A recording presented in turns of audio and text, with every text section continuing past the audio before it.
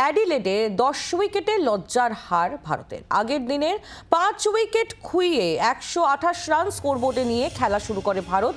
১৭৫ রানে all out হয়ে যায় টিম ইন্ডিয়া। দিনের প্রথম ওভারেই ঋষভ পন্থকে ফেরান প্যাট কামিন্স।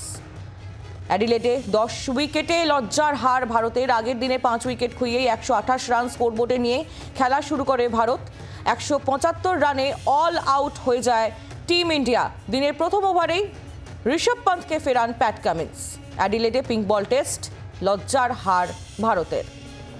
১০ উইকেটে হারল ভারত।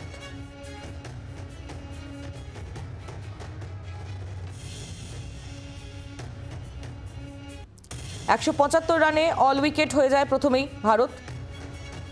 প্রথম দিন ৫ উইকেট খুইয়ে ১২৮ রান স্কোরবোর্ডে নিয়ে খেলা শুরু করে। এরপর ১৭৫ রানে অল আউট। দিনের প্রথম ওভারে ঋষভ পন্থকে ফেরান প্যাট কামিন্স এবং তারপর অবশেষে ম্যাচ হাতের বাইরে একেবারেই বেরিয়ে যায়। এবং যেটা জানা যাচ্ছে, অ্যাডিলেডে যে খবর এসে পৌঁছচ্ছে, ১০ উইকেটে হারল ভারত।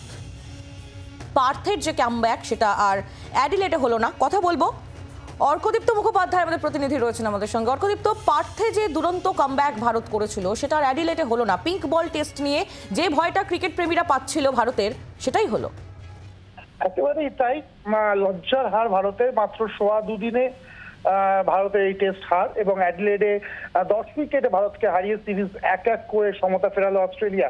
দেখো, দুটো ইনিংসেই কিন্তু ভারতের ব্যাটিং চূড়ান্ত ব্যর্থ, এবং বলতেই হবে যে ব্যাটিং ব্যর্থতার জন্যই কিন্তু ভারতের এই টেস্টে হার। এবং গত টেস্টেও আমরা দেখেছি, যেটা পার্থে আমরা দেখেছিলাম, ফার্স্ট ইনিংসে কিন্তু ভারতের ব্যাটিং বিপর্যয় হয়েছিল, কিন্তু বোলাররা, বিশেষ করে জসপ্রীত বুমরাহ অসম্ভব ভালো বোলিং ভারতকে ম্যাচে ফিরিয়েছিল, এবং সেকেন্ড ইনিংসে ভারত ভালো ব্যাট করে। এই ম্যাচে দেখা গেল সেকেন্ড ইনিংসেও মাত্র ১৭৫ রানেই শেষ হয় ভারতের ইনিংস। মাত্র ১৯ রান তারা করতে নেমে কোনো উইকেট না হারিয়ে ৩ ওভারেই কিন্তু সেই রান তুলে নেয় অস্ট্রেলিয়া। অত্যন্ত লজ্জার হার, আবারও বলছি। এবং এই ব্যাটিং যদি চলতে থাকে, বাকি সিরিজেও কিন্তু ভারতকে ভোগাবে এই ব্যাটিং, এটা বলেই দেওয়া যায়। কারণ যেভাবে ব্যাটসম্যানরা, কিছু কিছু ব্যাটসম্যান বা কিছু কিছু ক্ষেত্রে দেখা যাচ্ছে প্রায় উইকেট ছুঁড়ে দিয়ে এসছেন, তাতে কিন্তু আবারও বলছি, টেস্ট ম্যাচে ব্যাটিং হচ্ছে কিনা বা টেস্ট ব্যাটিং এর টেম্পারামেন্ট সবার আছে কিনা সেটা নিয়ে কিন্তু প্রশ্ন উঠে যাচ্ছে। যদিও নীতিশ রেড্ডি শেষ দিকে চালিয়ে খেলে গুরুত্বপূর্ণ ৪২ রান না করলে হয়তো ভারত ইনিংস ডিফিট হয়ে যেত। তিনি ৪৭ বলে ৪২ করেছিলেন বলে ভারত ১৮ রানের লিড নিতে পেরেছিল। যদিও সেটা কখনোই যথেষ্ট ছিল না, কিন্তু যদি সেটা না হতো, ইনিংস ডিফিট হওয়ার চান্স ছিল এই ম্যাচে, যেটা আরো লজ্জার হতে পারতো ভারতের জন্য। সব মিলিয়ে পরের টেস্ট ১৪ তারিখ থেকে শুরু হচ্ছে। তার আগে কিন্তু গৌতম গম্ভীরকে ব্যাটিং ইউনিটের উপর কিন্তু আলাদা করে ফোকাস করতেই হবে। রান যদি ভারত করতে না পারে, তাহলে কিন্তু বোলারদের পক্ষে প্রতি ম্যাচে ম্যাচ জেতানো সম্ভব নয়।